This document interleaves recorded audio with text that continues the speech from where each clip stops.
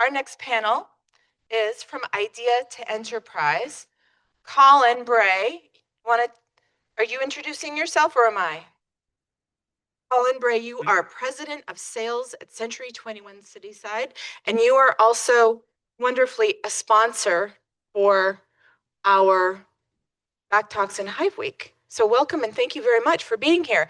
And please take the side conversations outside. I just want to ask, because we really can hear them. Thank you. Thank you. Everyone can hear me okay? Beautiful. Yes, I'm lucky enough to be a sponsor and actually am connected to the college through Josh Best. So there's Josh over there, and Jessica and I are actually your Back Bay neighbors. So we live over on Commonwealth Avenue. We have a family real estate business. That's not why I'm here, but we're around the corner on Clarendon Street. And why we're here, of course, is these three powerhouses in front of me.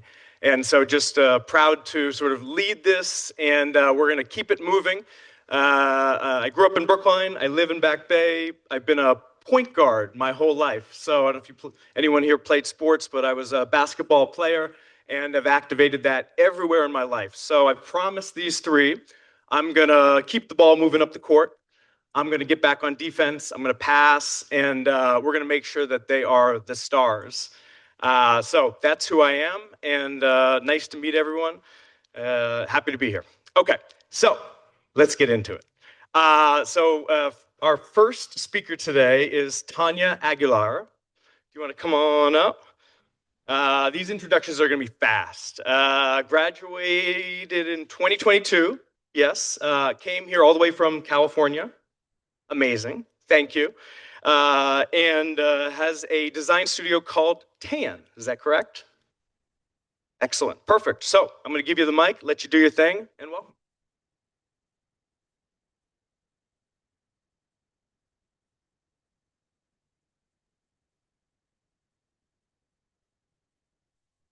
Can you hear me? Fine. I think I'm going to use this one.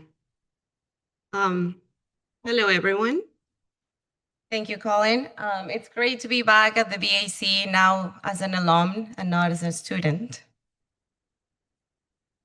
Last year, I decided to open my own design studio, which has been evolving to Habitat, my new branding. But this talk isn't necessarily about me and my company. At the end of the day, I am pretty new in the entrepreneurial journey. This talk is more about starting before you feel ready, about fear, about doubt, and about choosing to move forward anyway. I believe that when we hear stories from people who are closer to where we are in life, things feel more achievable. So that's what I hope this talk inspires, to make it a bit more achievable. In architecture, we often hear from star architects and rockstar designers. They inspire us, yes, but sometimes that also intimidates us. And now the idea of owning your own firm feels distant, almost impossible. There's also the imposter syndrome, which, to be honest, standing here, I've been thinking, who am I to speak about entrepreneurship? Maybe the imposter syndrome never fully goes away. Maybe we just learn to act despite it, hoping it fades away.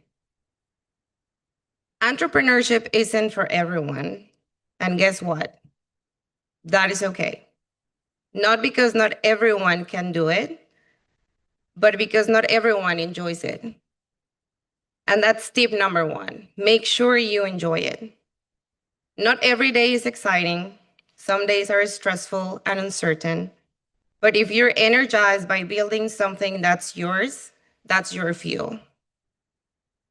Being your own boss is not automatically better than working for someone else. There is stability, mentorship, and structures in firms, and that's valuable. But if you constantly feel the need for autonomy, if you question systems, if you want to explore things your own way, then listen to that. That's my tip number 2. Stay true to yourself. When I gave my 2-week notice, I had 2 months worth of savings. That's it. I didn't have a perfect business plan. I just knew I needed mental space to figure out my next step. Tip number 3, save money before you transition. Money doesn't eliminate the fear, but it makes you survive the leap of faith. And yes, there was a night when my savings dropped to less than half, and I was crying, literally, thinking, what am I doing? Fear and doubt are part of this process. Sometimes all you need is someone or yourself asking, is this what you really want? If the answer is yes, act on it. That night, with a lovely push of my boyfriend, I registered my LLC. And the next morning, I was officially an unemployed business owner. And then the real learning began. Entrepreneurship doesn't only mean landing massive projects. It can start small, reach out to friends and family, walk around your neighborhood, talk to local businesses, and offer your services. Be a consultant for firms who need your niche expertise. This gives you the opportunity to work on bigger projects at an earlier stage. Your company doesn't start the day you register it. It starts now, in school, at networking events, at happy hours. Social skills matter just as much as technical skills. It also starts when working for someone else. Think about this time as a paid training to become a firm owner. Ask about budgets, systems, contracts, clients. Learn the back end of the business, not just the creative side. And overall, have fun in the process. We're all learning in real time. No one has everything figured out, not the star architects, not the entrepreneurs, not me. And I'll leave you with this. Innovation isn't about creating something revolutionary. It's about having the courage to build something that reflects who you truly are.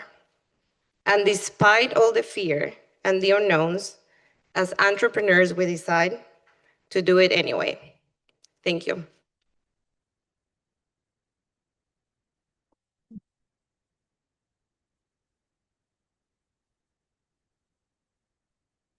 Can we have one more round of applause for that amazing presentation? I would just say authentic, genuine, passionate, and also willing to take a leap of faith in yourself, which is important in any business. Okay, we're going to keep it moving. Next up is Anddie Chen. She is a graduate from 2018, is that correct? Amazing. And you run a company called A Square Design here in Beantown. Right across the street. She can see it from her window. Here you go. Welcome. Thank you.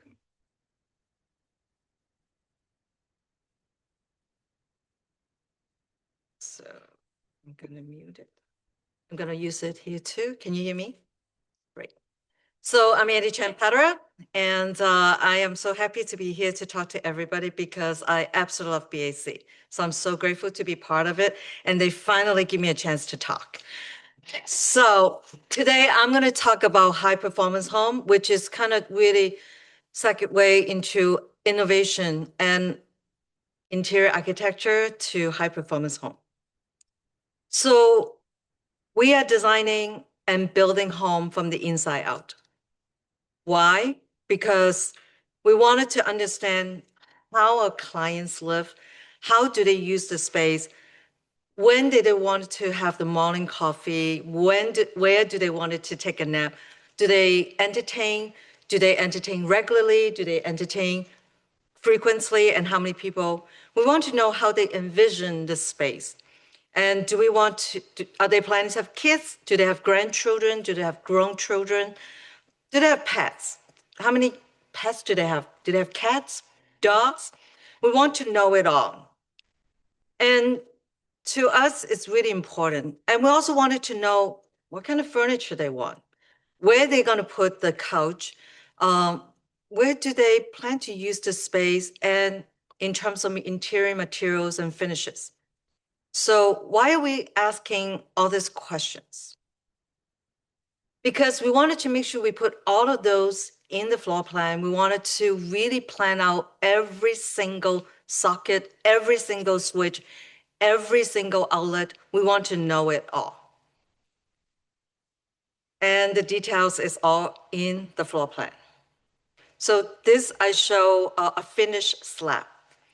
And there's just so much. It looks like nothing, but underneath it is what matters. So many of the high performance homes all built on slabs. So the importance of knowing exactly where you put your sink, where you put your drain pipes, where you're going to put your toilet, where you put your washer and dryer is so critical because everything goes underneath the slab. So you wanted to have all of those details all planned out before they pour the concrete. So this is why it's just so important. A lot of the time people think you can do that when it's done. No, you cannot, because if you don't put the electrical outlet in the right place, it's going to either cost you a lot to change it or you cannot change it. So that's what we're doing. And so this is when everything is done, all the walls are up, all the roofs is up, and the slab is installed. So it's really important that we plan out everything before this goes up.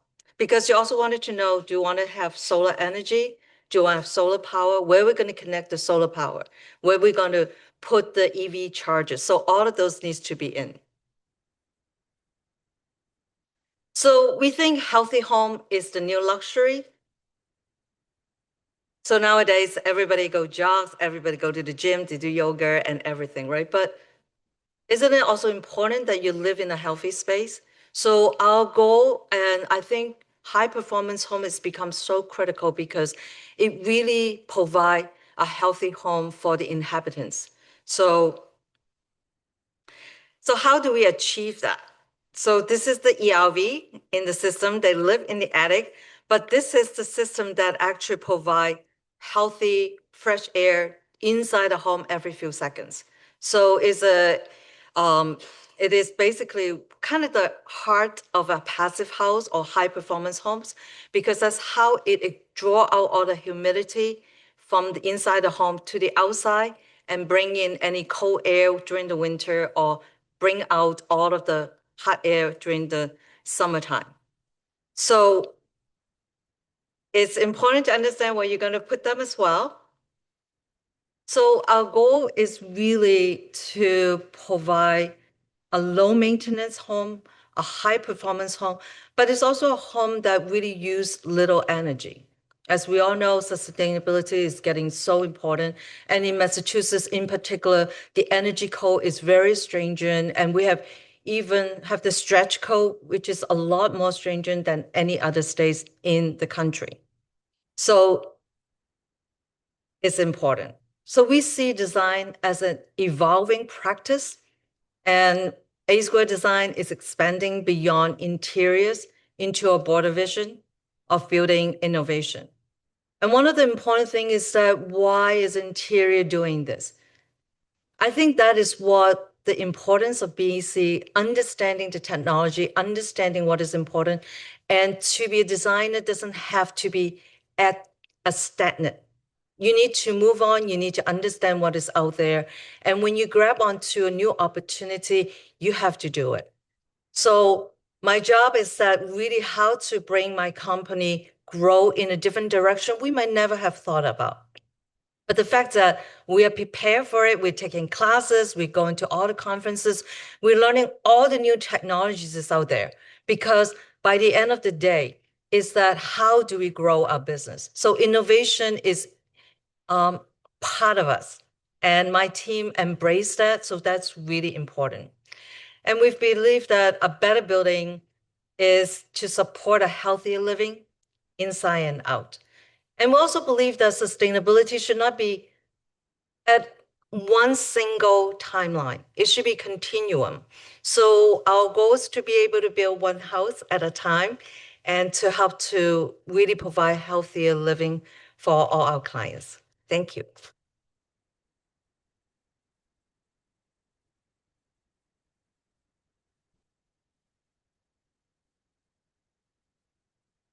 Yeah, we have to. Hear me? Yes. Okay, perfect. No, it's not. Maybe I muted myself. Oh, that's cute. Thank you. What about now? Ooh, great. Maybe one more round of applause. Please humor me. Amazing job. Thank you, Andy. And I think if you've ever been to an acupuncturist, you realize if they touch your, leg, your kind of shoulder goes up. And it reminds me of a good architect is someone that thinks about one chain reaction and also how everything is connected. And so I think you did a great job explaining that. Next up is Abby Gordon, graduate of 2013 and director of design at Adaptiv. And I asked her, I said, is it Cambridge or is it Brookline? She said, either. So it can be either. And I was really impressed with your website and your amazing team and their bios. So I just want to acknowledge you for that. Ready, set, go.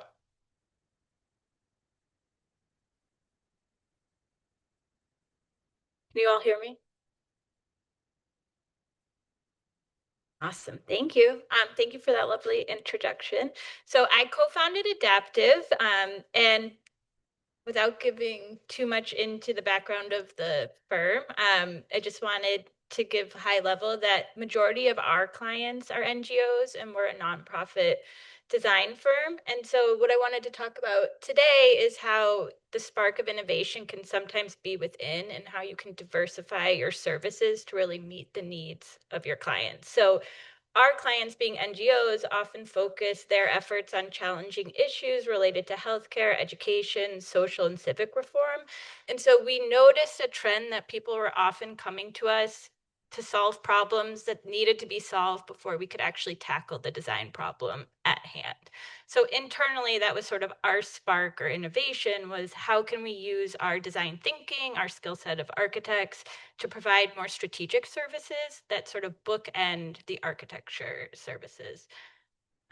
And so as a nonprofit, we often talk about our theory of change and how designing together and in collaboration allows us to build stronger and with stronger outcomes. So what I wanted to talk you through today was a little case study just to show you what I mean. So as you can see on the screen, there's some before, during, and after photos. So this is a client that we've been engaging since 2017. It's Summits Education. They run a network of 40 primary schools in the Central Plateau of Haiti. And this project, the St. Mark's School, is a pretty traditional architecture project in the sense of they had an existing school that was in pretty terrible condition. And they came to us about redesigning the school. And so you can see that we were able to construct that school in 2020. We partnered with local professionals, engineers, architects, construction team to get that built, relying on local labor, local materials. And then phase one opened in 2021. And you can I think the photos speak for themselves in terms of before and after. So with the success of that project, the team came back to us and said, how do we upgrade the other 39 schools? We want equity across our system. What would that look like? And so the outcome is fairly obvious, 39 new schools, but how do you upgrade 39 schools? So before we could even understand what that meant, we created a set of guiding principles for the process and the project. So we wanted it to be inclusive, equitable, feasible, adaptable, and sustainable. And so to quickly take you through, we developed a 4-part approach. I'm going to touch on each of these. But the first part was a priority matrix. If you have 39 schools, you have to determine a method for how you're going to order that upgrade, and it needs to be something that can be communicated back to the communities that those schools serve so everyone understands where they are. So we created a weighted matrix that had, I want to say 15 to 20 inputs on it, with safety being weighted the highest. So what is the condition of the current school? And it included things based off of the relationship the schools had with their communities, the strength of their leadership, and all of that was weighted to create three sets of priorities for which we could upgrade those schools. The second part was a prototype design. I'd love to show every slide from that process itself, but it was, what does it mean to be a Summit school? And it covered programming, planning, materials, systems, everything related to the design. So there was equity across the framework and that system. And then we created an implementation plan and a maintenance plan. So the goal being, this would probably be a 10 to 15-year project that our presence would get minimized throughout the course of that project. And so the implementation plan is so that anyone could take a construction set through bidding, through construction to get a school built. And then also a maintenance plan was, if we're gonna upgrade 40 schools, we want to make sure they're being maintained. And so creating a plan for how to maintain those schools in conjunction with the client was really critical when we talk about operational sustainability. So that was sort of the bookends of the architecture project. So it started as an architecture project, then became sort of a strategic framework, and then it transitioned back into an architecture project. So Summits was able to use our prioritization matrix to determine the first 6 schools that they wanted to upgrade. And once we had that, we were able to send local team out to the site to survey those schools, get really detailed existing condition information, and then we were able to deploy the prototype for the first 2 schools. So we started the design in 2024. And then in the beginning of the year, they actually broke ground on the first school, which is pretty remarkable given inflation and some security concerns in the area. So we're just really proud and excited that the first school's begun construction. So I just wanted to leave you with the values in which we operate, and that in taking on additional services or sort of pivoting to include more strategic services, we always wanted to maintain the strength of our values and ensure that the work we did still reflected that. So thank you.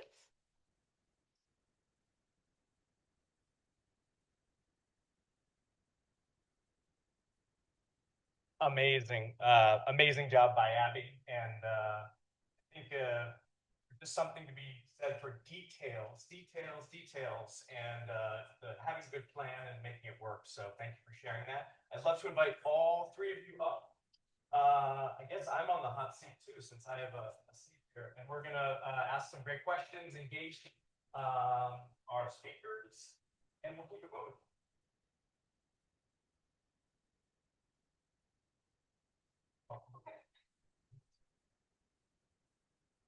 All right, so just for context, the 3 panelists actually asked me for a list of questions, which I refused to send them by just not sending them.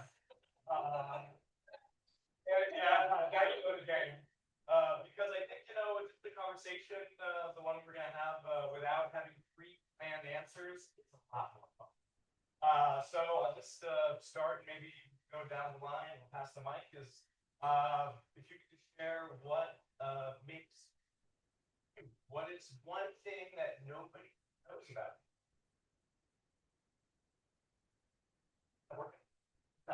Real quick.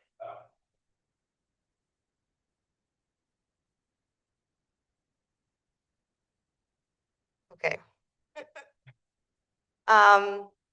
That is a pretty intense question to start with. What makes me me? I think it's part of everyone's journey is different, right? And I think that what I have experienced in the past, living in different parts, like I'm from Mexico City originally. I have lived in New York. I have lived in Ohio. Now I live in California. I've been in Boston. So culturally, living in different places and understanding from different cultures is, I feel like, what makes me a better designer, I want to think, and applying those concepts and those lessons learned throughout my life into building something on my own. That's kind of where I am at right now.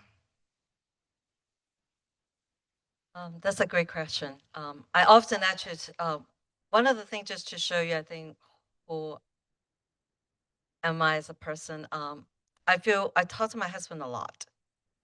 He just retired and he has one job in his whole life for the past 40 some years.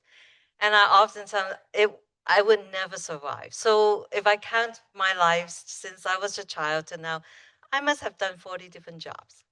And ranging from doing plastic flowers to, circus, I see circus and stuff.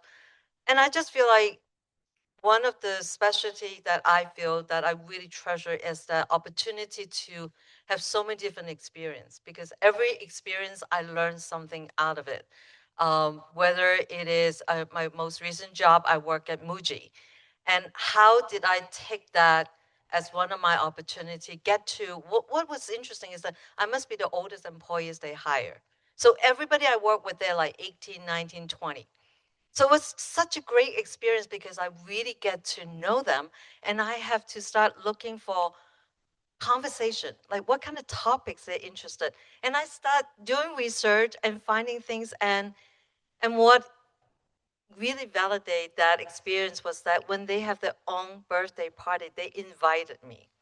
So that was really fun. So I think for me, what I see myself defining myself is I really just treasure every single opportunity in life.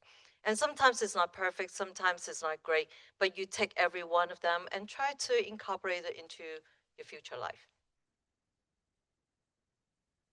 Thank you. That was gonna be my veto question when you asked if we could veto it, but it's a tough one. But I'm happy to go third because I gotta think about it a bit. But something that I think has drawn me to sort of chasing after like the social impact work is the human connection of it, and then I've always really enjoyed being social and being around people. And so to do the impact work, you have to ask a lot of questions and listen. And so that's been a really rewarding part of the work that I do. I'll talk loud if you want to keep the mic. All right, the next question I titled them is this one is authentic you. Thank you. The second one is surprise. What is a business challenge that surprised you that you didn't see coming? And part two of that is how did BAC prepare you for that challenge? Start or? Okay. Well, I have a lot of business challenges right now because my company is pretty new, and there's a lot of unknowns that even though the BAC does a great job at, because you have to be working at the same time that you're studying, so you kind of have that exposure to real life work. It's never until you decide to open your own business where you're gonna learn all of the things that you didn't know you have to learn. And that's not like designing per se. I think the BAC is great at these like design thinking um, and tools and skills, but it's the back end of the business that you have no idea how to handle. And I don't know if it's something that we probably would be amazing to add into the curriculum or something like that, but it's definitely something that I struggle with. And I am very frustrated with myself of not knowing it, which is also kind of unfair because we have to be a bit kind with ourselves with those things. Um, so somebody mentioned earlier, it's not about how you know how to do the job, it's also like knowing how to get jobs, like get the job. So I think that's also something that we, or at least I'm gonna talk for myself, I'm learning, and it's something that sometimes scares me so much because as you notice, this talk that I've been giving is a bit from the vulnerable side of where I am at right now. And as I said, nobody has everything figured out. So yeah, I think that's. So is Peter here, Peter Edward? I took Revit class from him.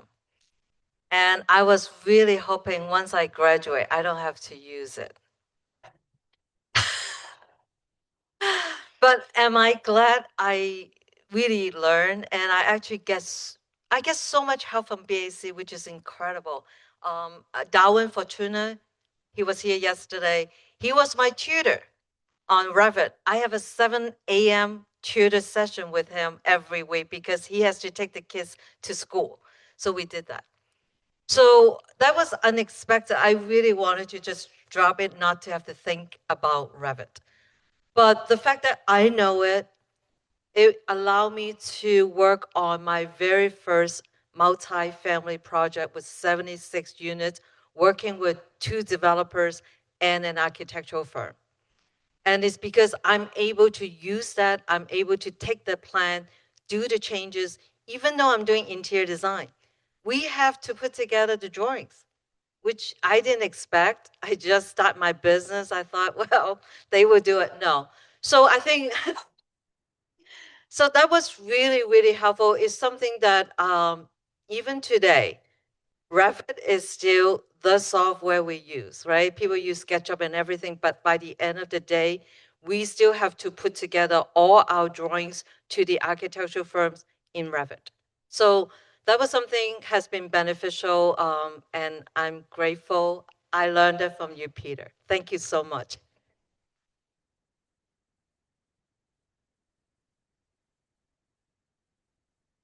I want to echo Tania's sentiments. There's a lot you don't know until you realize you don't know it when you're running a business. But I think something that's been very beneficial over the last 7 years is having a business partner, someone to bounce ideas off of. And there's also a lot of challenges that come with that. So it's taught me a lot in terms of you can't just do everything the way you want to do it, but it's also good to have someone else as a sounding board. So I learned so much when I was at the BAC, and I think probably a lot of the stuff that stuck with me is like the interpersonal relationships, the mentors, and the connections that I made. Thank you to all the panelists. Authentic, genuine, vulnerable, badass, amazing shares. So I just want to acknowledge 3 of you. We'll keep it going.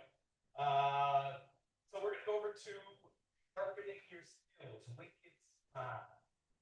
Tell us about ongoing professional development, where you focus, in person, online, conferences, networking. It not as much. I don't do as much as I'd like. I do my CEUs to keep my AIA membership. And honestly, as much as I can go to conferences, I do. But when you're running a business and doing the work, there honestly isn't a ton of time. But I do feel really fortunate. I have a group of local friends who are all female architects, and so I think there's a lot of knowledge sharing that happens just between us in that regard. And so that's a combination of friends from the BAC and then just friends through work, and I feel really lucky to have that network. I think being constantly challenging yourself is important. So now we are into high performance homes. So my staff, actually Rita, Annie, another BAC alum, we're both so excited about high performance homes. We go to all the conferences, we are watching all the videos, learn about all of the system that is being used. We learn about healthy living. So it's something that has been invaluable. In addition to that, because now I feel like I really have a good grasp of the small business, I'm ready to grow. So I have just been accepted to Goldman Sachs 10,000K small business program, which I don't know why I'm doing it because it's going back to school all over again for the next 9 weeks. Intense 20 hours of schooling and homework. But I think that is important for me as a leader in my firm because I wanted to challenge myself, but I also wanted to bring new technology, new information to my team so that we're constantly growing and constantly learning and make our work more fun. Like I love going to work every day. And I love looking at floor plans. I must have looked at thousands of floor plans, but I loved it. So I think that has been inspiring for me. That's part of the have fun in the process. I guess architectural designers and designers in general, we're like a weird sector that we we like to constantly continue learning. It's kind of like a never stopping phase for some reason. Like nobody's telling you hey, you have to go learn all of these things. And for some reason, you're like, yeah, I'm going to do a master's of architecture. Yeah, I'm going to do my ARE exams. Yeah, you just keep going. And I think that is the difference between our industry and how we process information and other types of careers. So it's also like being part of a community. When I finished my master's at the BAC, I wanted to stay connected to the BAC, so I'm part of the alumni council, and I think that's paying off because that also gave me the opportunity to be here today and talking to you also. I think staying in contact with your network is something pretty important. Great, excellent job. If you want to just hold on to that, that was a nice lead in. And by the way, realtors are strange as well, so don't worry. Build your brand. Any special meaning to your firm's name or your logo? And how important is sort of project type and location for your firm's brand? Sure. So, A Square Design. When I first started the business 6 years ago, my co-partner, her name is Angela. I'm Anddie. We figure square root the power, more power to us. So that's how we came about. And we literally start the month of the COVID close up in March 2020. In terms of business type, which is interesting, one of the reasons I came to BAC is because I really wanted to do commercial projects. I wanted to do commercial interior design, and I know that without proper education and training, it will be very difficult. So I'm so glad I did that. So for a long time, I resist to do any residential projects. All my work are all commercial multifamily, and I loved it. But finally, I said, okay, I think I'm ready to do residential. So I started launching into residential projects about 15 months ago. I must have done now over a dozen different projects on residential, and now I'm building these high performance homes. So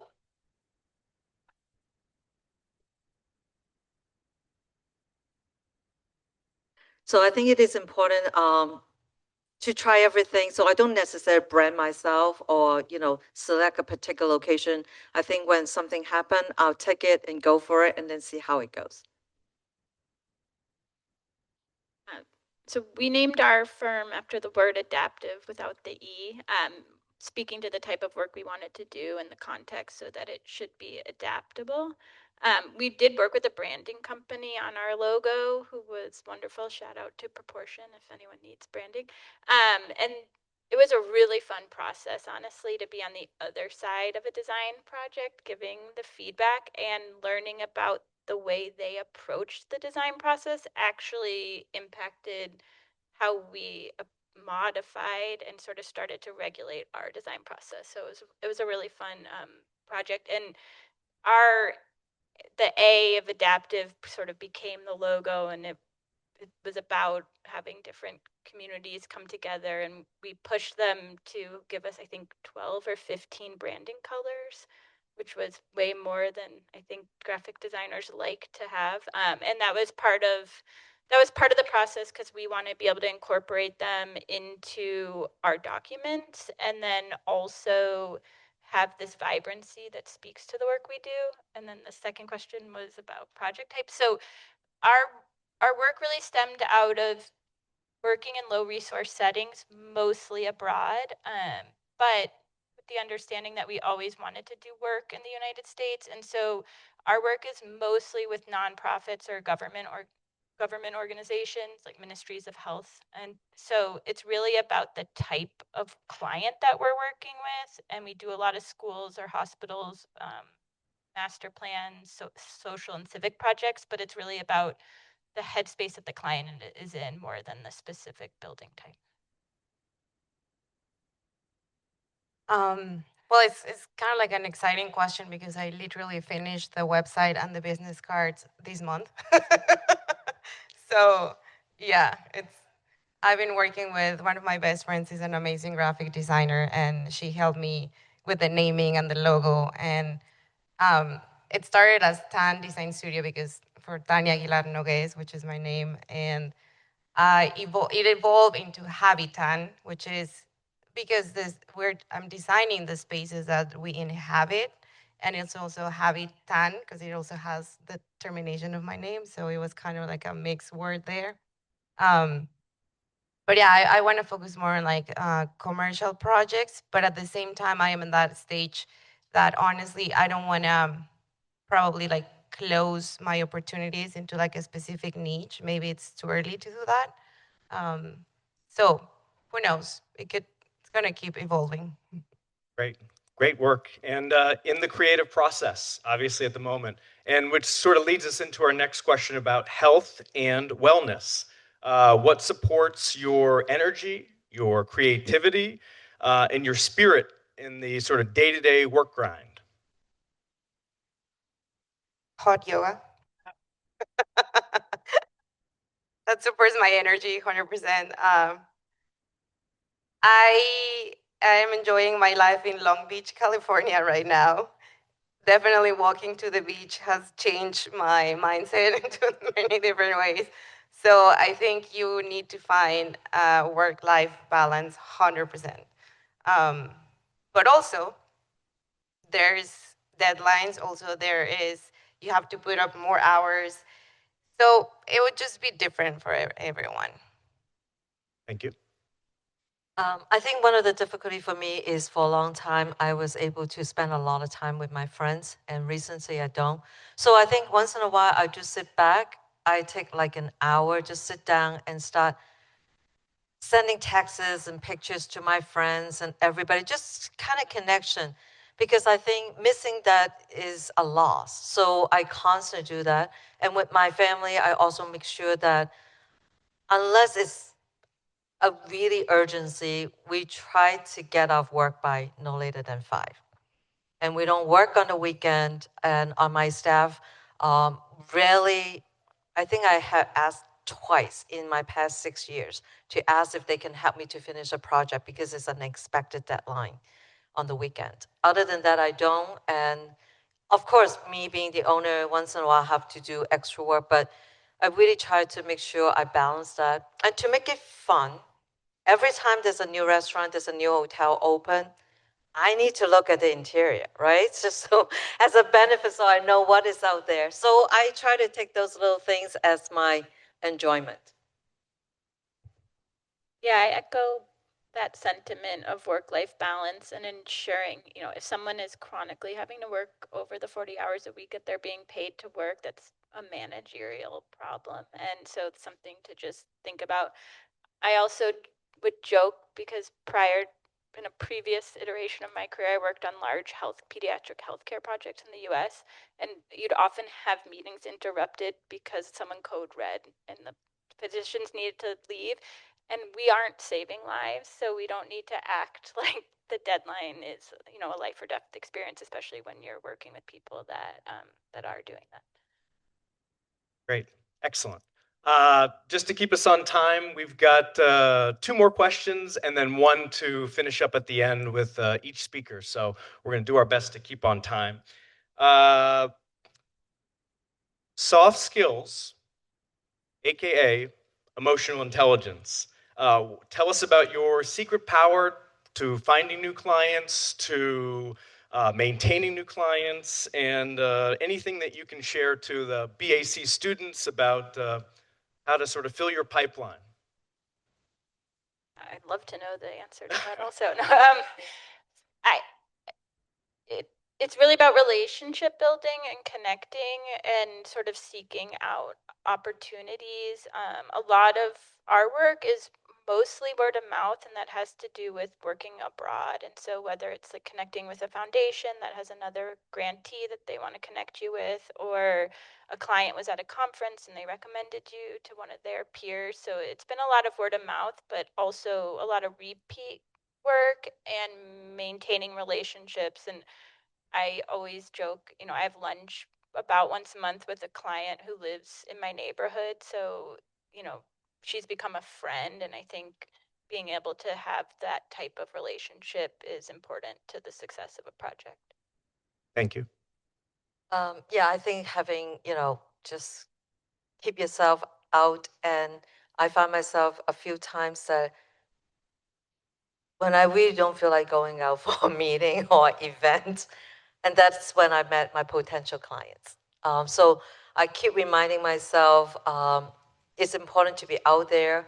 And I've been very lucky because I have all my clients keep asking me to do repeat work or they refer us. So I never have to do marketing. But now with the new high performance homes, I'm start really putting more effort into it, more systematic. And now with the Goldman Sachs, 100K really makes me to think more like a business. So hopefully I will have more to tell you next time. Yeah, I would second that, like relationships and being more personable with people, like really connecting with your client. And I would also say that the communication and transparency with the client, I feel like people would come back if they felt hurt and they felt that you're understanding their problems. So I think communication and relationships. Can you share a little more? Give us maybe a good example of what that looks like in the world of your business. I can give something super simple as like when when you receive an email, when you don't have the answers for everything for the client, sometimes at least I tend to be like, I'm not going to respond to these until I have everything figured out, until I have all of the details. It's just as simple of saying like, hey, I'm looking into these, I'll get back to you. It's as simple as like being open and connecting.